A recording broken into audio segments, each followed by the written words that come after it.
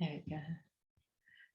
Welcome everybody, and thank you again for joining us as we start our second season of the Conversations on Decoloniality and Fashion, organised by the Research Collective for Decoloniality and Fashion. So my name is Erica de Greef, and together with Angela Janssen, we will convene tonight's conversation, and we have a very special guest.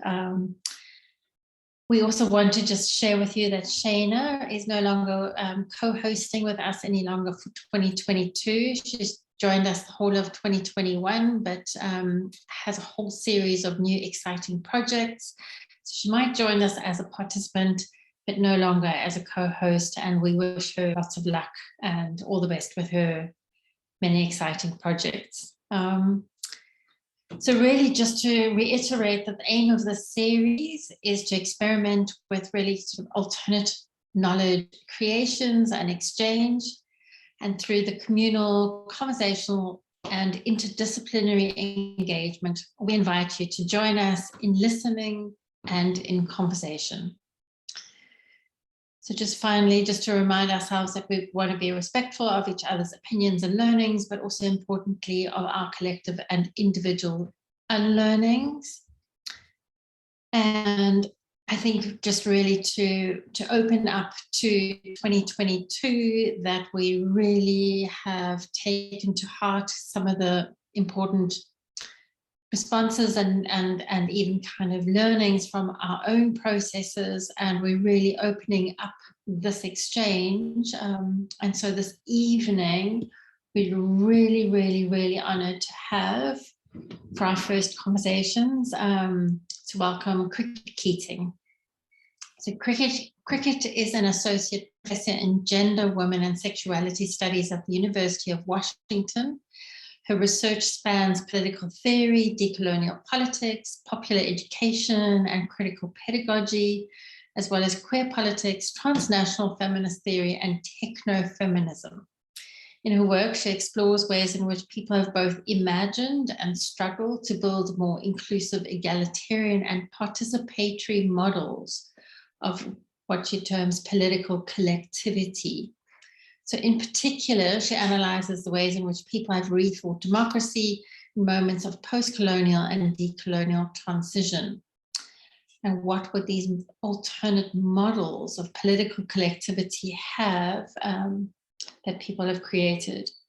What are the limits that these models in terms of struggles for gender, racial, indigenous, caste, sexual justice, among others, and how have people pushed against these limits?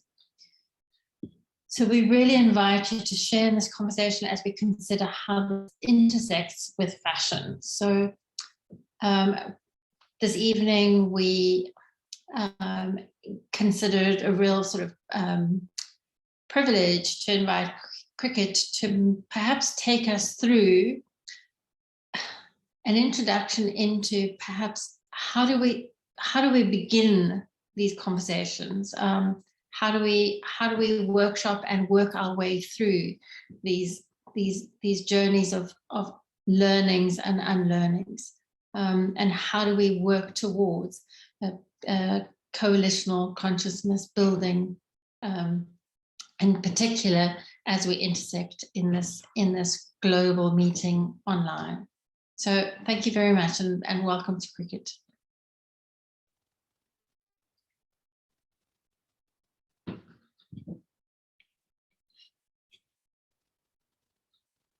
Sorry, Cricket, I think is on mute. Oh yeah, techno-feminism, but I don't really even know how to unmute. Anyway, I'm so very happy to be here and to learn about the work of the collective. I've been so very impressed and moved and changed my practice even in by learning about the conversations that have gone on in this space and the work that's come out of it. So I'm deeply grateful for you all for that work, and also for having me tonight and letting me share with you in that work. So today, what I'd like to do, so the conveners asked me to talk about deep coalition. I talk in the article that's, I know, maybe not all of you, but some of you might have read the Coalitional Consciousness Raising article about deep coalition. And so they asked me to talk a bit about the practice of it. And I thought that there's no better way to learn something except by trying it on. So I thought if you all would be open to it, willing, that we could try a practice of deep coalition, and in particular, a workshop that I work at, of course, in the University of Washington, as Erica mentioned, but I also work very closely with a popular education collective, one that Maria Lugones, a decolonial feminist scholar that I know Angela had the chance to work closely with. But maybe you all know her work as well. So she founded it, and we worked for decades together on it. So this workshop grows out of that work together, and I've adapted it for our group and for thinking about decoloniality in particular. So if you're willing, I thought that we could do the workshop together. Does that sound good? Does that sound, yeah, people up for at least learning about what it might be? So I'm going to share my screen again. I'm not the best at this. Can you all see it? Are you seeing the, let's see, share screen? Oh, wait, okay. Slideshow, let's do it slideshow.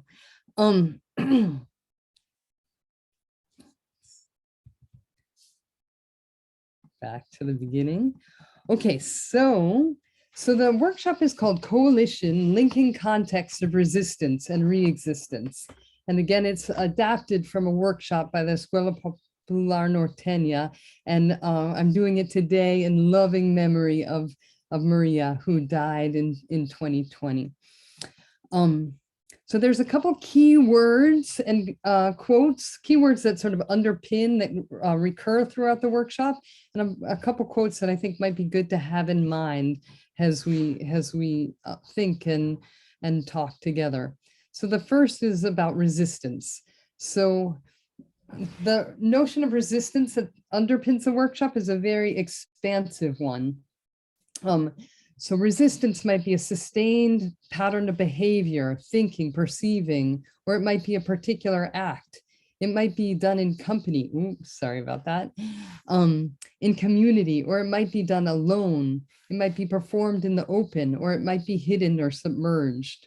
So part of the political project of this workshop, but also of Deep Coalition, is learning to see and interpret resistance in ourselves and others, and in doing so, recover a liberatory, revolutionary sense of ourselves and each other as we have found ourselves in the midst of violence or oppressive situations.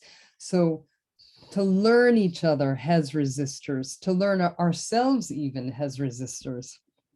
So I want to add a quote from Maria: "A faithful witness witnesses against the grain of power on the side of resistance. To witness faithfully, one must be able to sense resistance, to interpret behavior as resistant, even if it is dangerous, even if that interpretation places one psychologically against common sense." So the notion that there's lots in the world, lots of structures, colonial modernity would teach us not to see things as resistance. So one part of the work is learning to re-see ourselves as actively working against structures of oppression. The next word is re-existence, and this word very much comes out of decolonial theory. So Adolo Alban-Achinte calls re-existence the redefining and re-signifying of life in conditions of dignity. And Walter Mignolo and Catherine Walsh talk about that we need not only to look at resistance, to take up resistance, but also very much to think about re-existence. So they write, "The resurgence and insurgence of re-existence today,"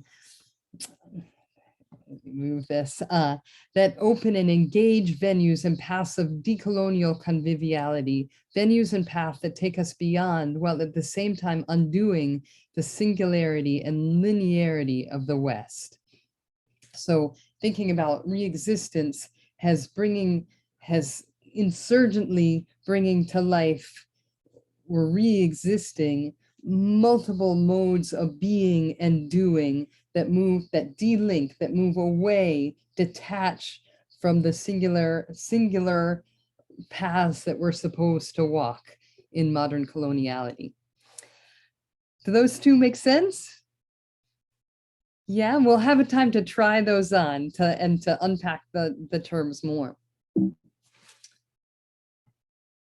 So the overview of the workshop, the main goal of this workshop is to uncover as well as create possibilities in the here and now for backing each other up, backing up each other's re-existent practices and understanding, as well as for amplifying the against the grain logics of these practices. So what the workshop asks us to do is turn towards each other to learn about each other in our resistance, in our modes of re-existent practice. And in doing so, start to weave them together in deep coalition. And so there'll be 3 parts to the workshop. The first part, which I'll talk about each of them as we're doing them, is to draw a picture of yourself as a resistor, as a re-exister. So we'll take about 15 minutes to do that on our own. And then part 2, we'll move into small groups. We're about 15, so maybe we'll work in groups of 4 or 5, maybe 4. And we'll work to really understand each other closely as resistors, re-existers. And then the part 3, the final part, we'll come back together as a whole group and we'll think about what it might mean to create reciprocity in resistance, re-existence. And so the 2 ideas of this workshop, the ideas of deep coalition that it sort of seeks to animate, is the notion that deep coalition is an active process among resistors, re-existers, who need to understand, validate, and further each other's resistance, re-existence. To know ourselves and each other as resistors and re-existers is to know each other in context, to understand those intentions in context, and to understand our resistances and re-existences, the ways they're related to structures of oppression. So one is understanding the resistance or re-existent practice themselves. The 2 is to understand the context. What is the context of that resistance and re-existence, so that it's not sort of a universal notion of resistance or re-existence. It's very contextualized, growing out of the particular circumstances.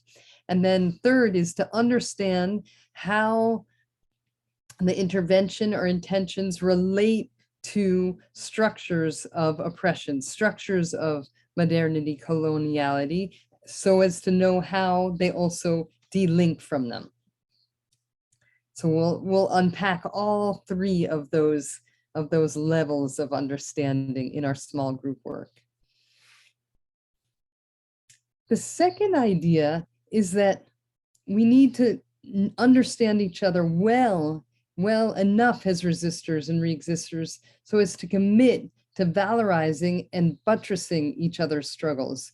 In this sense, the goal of what we need to unlearn and learn is each other. So we need to unlearn a sense of each other as sort of passively going along with oppression, going along with what colonial modernity might have us be or tell us to be. We need to unlearn the sense of that's who we are or that's who each other are. Instead, we need to unlearn that and learn ourselves as resisting or re-existing, as not going along, as active in the work of refusing what colonial modernity would have us be and say. So this is not a vote of confidence, but an active commitment to each other. And what grows out of this work is hopefully is an emancipatory collectivity in complex, linked and interdependent resistances and re-existences. So those are the two ideas that sort of ground the workshop. Are there any questions before we move to sketching the portraits?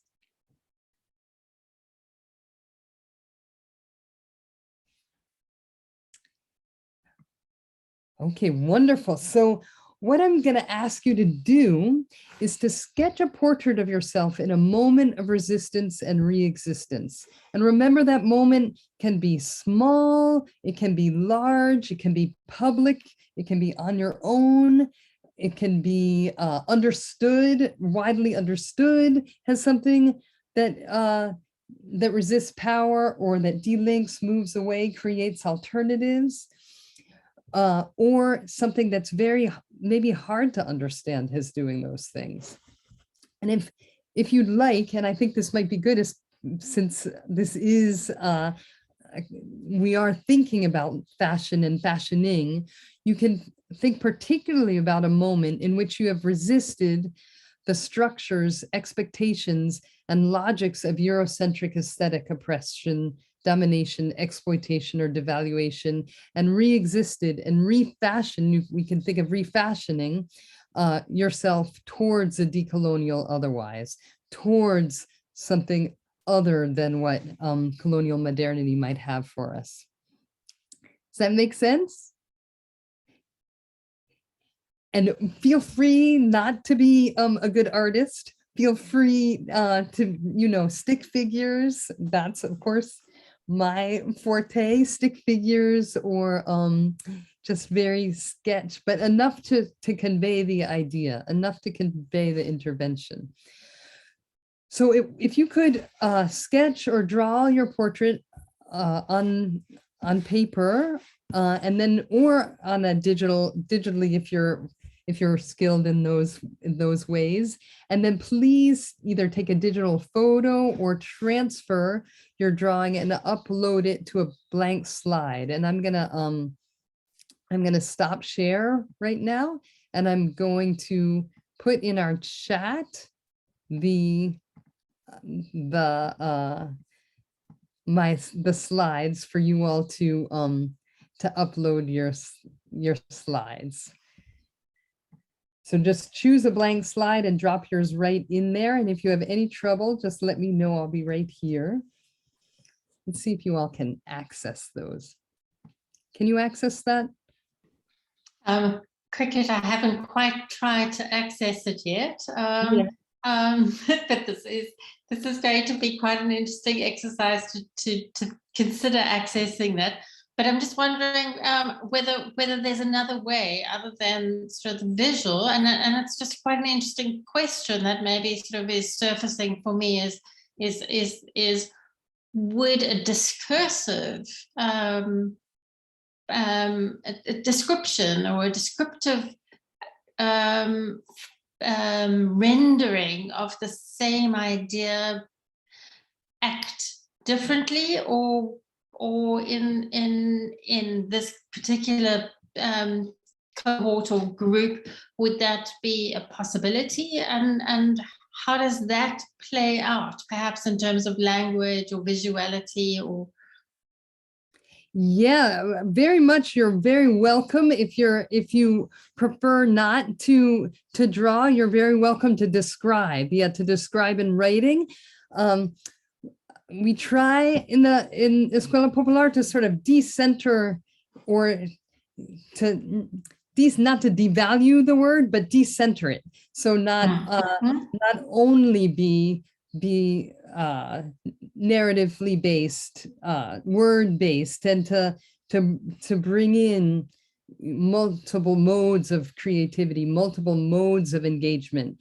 But all that's to say, so I'd encourage drawing, but definitely I wouldn't discourage writing. That's a great question. I think it's a really interesting point that it pulls or it tugs at an expressive space that I think is a tension between ways of being and ways of expression. And I think, as you point out, the dominance of text, or the dominance of language, and it's something that I think we've also sort of been thinking about is how does language fashion us? How does it determine particular ways of being? And so this kind of pull towards the another form of expressing oneself in visual. It's going to be an interesting exercise, I think, for all of us to I mean, I'm already doing my oh, wonderful. but I sort of like, it's just like notes and things like that. But Angela, I'm just wondering how we would do this in terms of the breakout rooms. Are you managing with breakout rooms? And then should we? No, we're not managing with the breakout rooms. So I want to join Alexander in thanking everyone for your wonderful testimonies. Okay, so let's say we were in a coalitional consciousness raising group or in a workshop together. So then our next step would be, and let's say we're in a small group. The next step would be that one person would volunteer. If you could go to the next slide. Yeah, thanks so much, Deborah. That one person would volunteer to have the group collectively analyze their resistance re-existence. So one person would open up their, so we turn our attention, collective attention, to one person's portrait, and we join them in working to understand and interpreting their resistance by asking questions. So the practice of question asking. And the purpose of these questions is to help the collective, help the listeners gain a better understanding of the resistance re-existence as it's seen and experienced by the speaker. So from the speaker's own perspective, both the resistance re-existence itself and also the context. So if you would mind ever moving to the next slide. So in that moment, in those questions, so this is the moment of sort of complex communication, also sometimes uneasy communication, risky communication in or risky coalition in Bernice Johnson Reagan's sense. So some things to sort of navigate that, some things to keep in mind in that question asking process is, one, to pay close attention to the person's own interpretations regarding the situation and be very careful not to impose your own interpretation. You can see in terms of thinking about pluriversality, thinking about moving towards multiplicity or plurality, that it would be really important not to impose one's own interpretation on someone else's. So think about each account in its singularity. Keep the focus on the particular story that is being related, and don't suppose that similar actions are the same in different contexts. Next, work to become more aware of your own ignorance of that context and the possibilities of resistance, re-existence in that context. So that's a super important part of the Decolonial Project, not only learning about others, but also learning about one's own ignorance is maybe a bad word for it, but one's own what there's so much more to learn. So pay attention to what you don't know and lean into that, what you don't know. Make that not a source of shame or fear, but actually rather a source of growth and connection. Even if aspects of the context are unfamiliar to you, notice contextual details that seem relevant or that have been pointed out as important, and ask the speaker or the volunteer to explain their meaning or investigate that meaning together. So this step requires a commitment to cultural work, to intercultural work, and to complex communication. Don't mind if we can, thank you, yeah. Next, try to make, and this is the moment where you're trying to understand what is the link between the resistance, the re-existence, two structures of oppression, so as to understand the connection between the intervention and social structures. Work to carefully separate that which colludes with structures that back modernity coloniality from that which is emancipatory. So often, most acts are ambiguous. That is, most acts both resist and collude.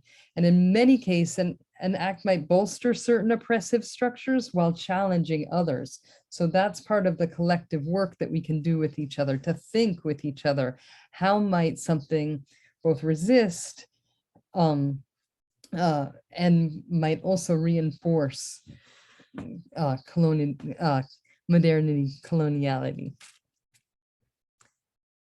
And in that moment, that too, back to the notion of risky conversations. So open ourselves up to the risk, understanding ourselves in those complex ways, knowing that we can both resist oppression, resist both the oppressive subject position and the oppressed, so-called oppressed subject position.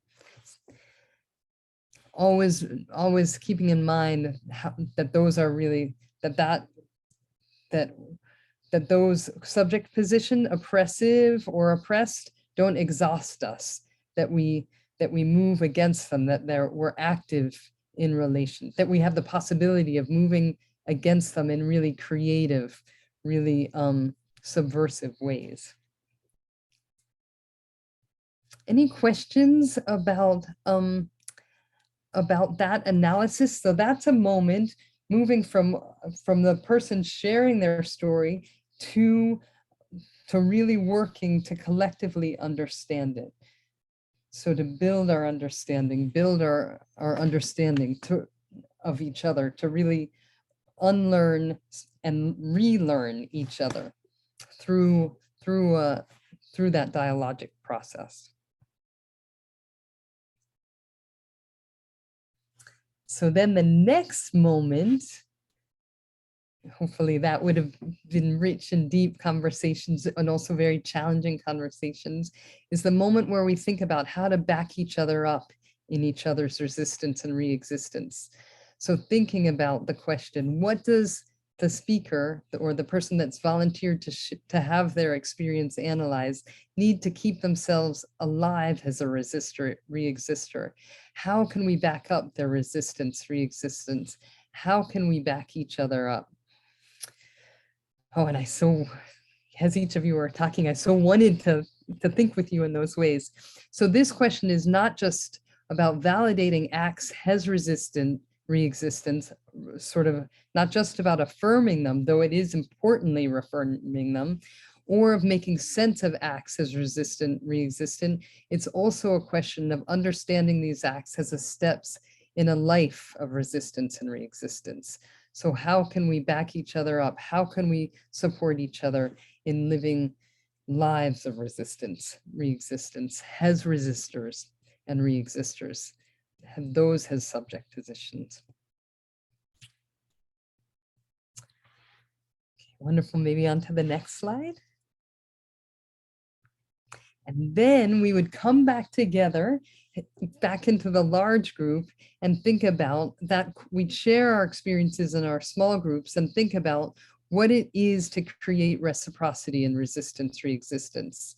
Asking questions like, what would a reciprocal commitment to each other's resistance, re-existence involve? And also thinking about how it might mean we ourselves might need to change the ways that we distribute our political energies, the way that we live our lives. Asking, would such a commitment alter the paths we take in our everyday life? And that what work lies ahead of us to make such coalition possible, so that we would come together and brainstorm answers to those questions. Thinking about each other's context very concretely, thinking about each other's lives very, very concretely. So that would take us through the process Maybe someday we can do it together in person once this difficult period is over. But I thank you so much for letting me share it with you, and you all for being so open in trying it on with me. And we have about 10 minutes for discussion, so I'd love to open it up to discussion about the process or discussion about each other, you know, in terms of how we've all shared, or you all have shared so generously, how can we back each other up in our resistance re-existence? And maybe we could turn off the slideshow now and see each other in a little bigger screens. Ah, yeah, there you all are.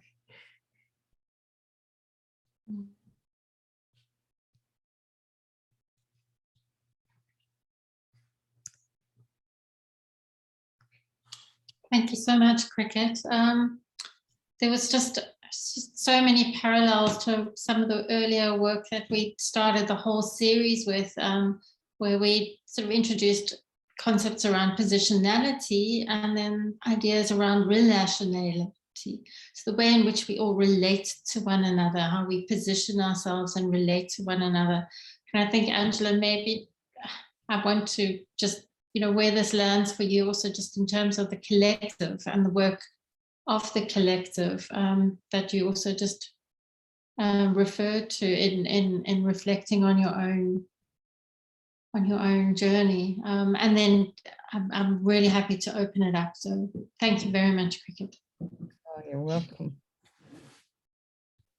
Yeah, I'm not sure if I want to be the first one to talk, to take this space, but I think what really resonates with me is this support, right? How we can support each other.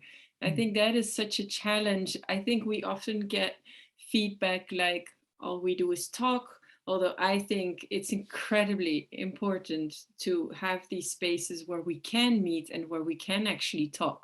Mm-hmm. But I also feel often, especially with students, when I hear these stories, how students have to resist and yet, as Alexander was saying, graduate, right? They're stuck in this system of, I mean, what I also experienced as a student, how, you know, you're subordinated to your professors who are usually dominant male, and how can we create a stronger support system, except for luckily where we can meet here and do find people.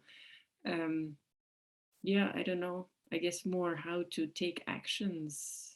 I mean, like Alexandra, you know, how could we support you? How can we lift up your energy in your daily battle?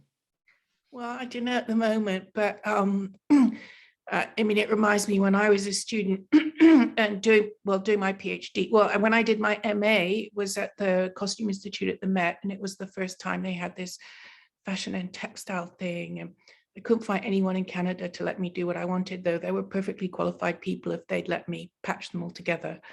And then when I graduated, it was seen as a terminal degree, because I wasn't really an art historian anymore, and I wasn't, well, who'd ever heard of fashion and textile history, and I wasn't anything. So I fished for a long time and found myself in England in design history, and studied with Lou Taylor and Penny Spark, and leading woman historian in Canada of women's history. And I was so supported by those women, and they'd all had a hell of a time doing what they do and had to fight tooth and nail for everything. But this group is very interesting in how far all that kind of, there was no such thing as interdisciplinary studies then, like there just wasn't. There was no barely feminist theory. There was any of the stuff that there is now. So it's really amazing, I think. And I'm teaching a new class now on climate change and textiles and fashion, of which I'm absolutely not an expert. And I just tell my students that, you know, I'm a guide, and it's sort of like COVID. We don't know what we're doing and we're making it up, and maybe we're doing some things well and some things really poorly, but my job is to try and help them unpack it and give them agency and find a voice in however they wish to go forward privately or as huge political activists, which would be great for me. So it's very complicated, and the world seems to have become more complicated, while in one way being more liberated theoretically. Sorry, Alexandra, you're in the wrong university. In terms of the possibilities of where you can go intellectually, like this group, or I mean, because I don't ever feel I fit anywhere, because I'm renegade, you know, and that's my problem. I'm too renegade, you know. So I leave it open to someone else. Thank you.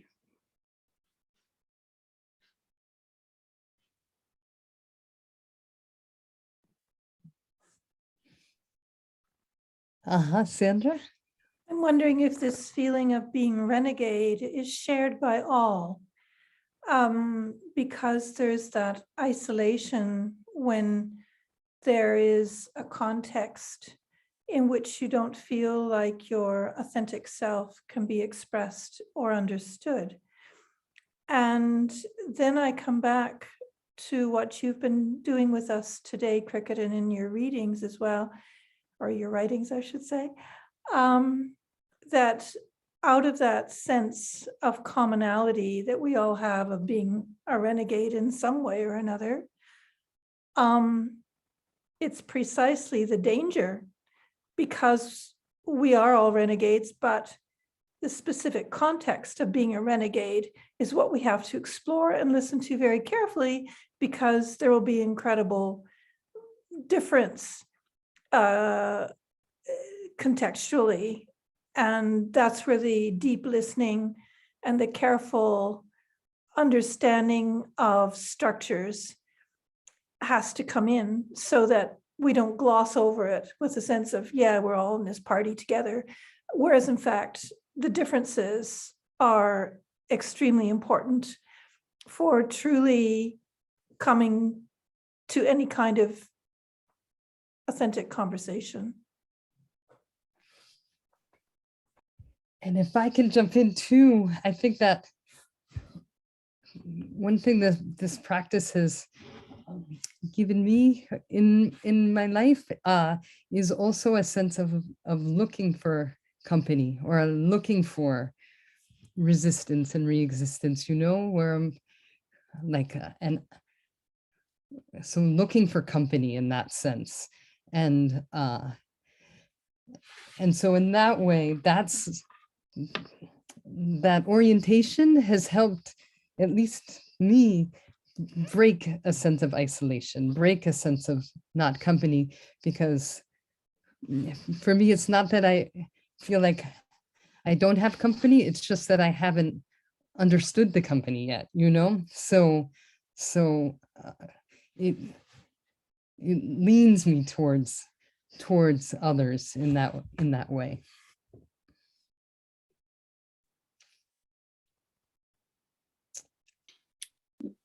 Maybe we can invite some participants who we haven't heard from. Yeah. I don't know if Enrico feels comfortable in sharing. I see a no. Maybe Deborah, I believe we haven't heard.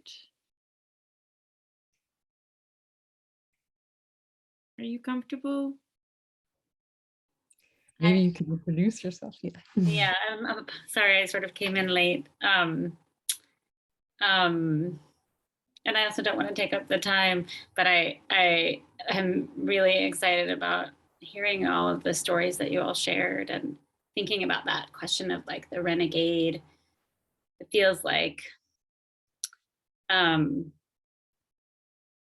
feels a little, I totally identify with that. And I also feel like it's a little dangerous to identify too closely with that, because it makes it difficult to find those spaces of coalition and to find those connections with others.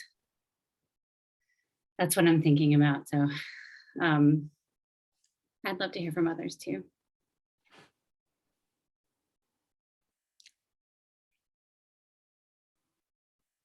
Thank you, Deborah. And I know Marika is not really able to speak. She explained she's in a hospital actually and has no privacy. There she is.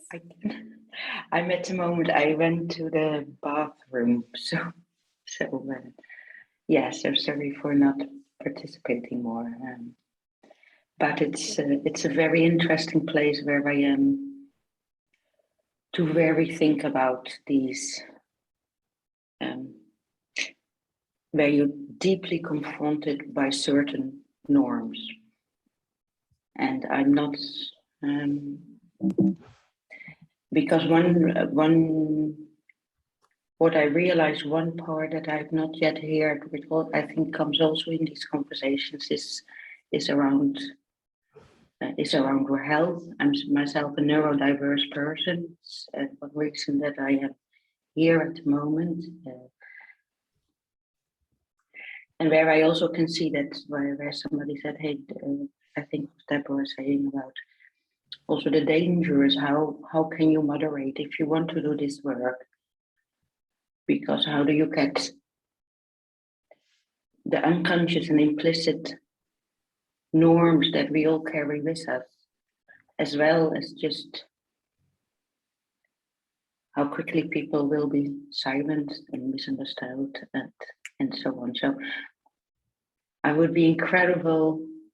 I would hope once I could participate in something, because I would be very interested what would come out of that and what to learn, but also, yeah, I think that's it. Wonderful. So nice to meet you. I want to just jump in. I think the conversation is so interesting. The conversation about going rogue and renegade. Actually, my students were talking about going rogue too. And I think, yeah, what if we de-linked that notion? Like right now, that notion has like a real individualist, like you're going it alone notion, but de-linking it so that you're going rogue in deep company. Like going rogue means you're joining. I myself I love the idea of going rogue, but if I went rogue in deep coalitional company, then it makes it one, all the more appealing, and two, all the more, like, as Alexander talks about, the treacherousness, confident that we'll be able to navigate the treacherous road. So going rogue, that doesn't mean going it alone.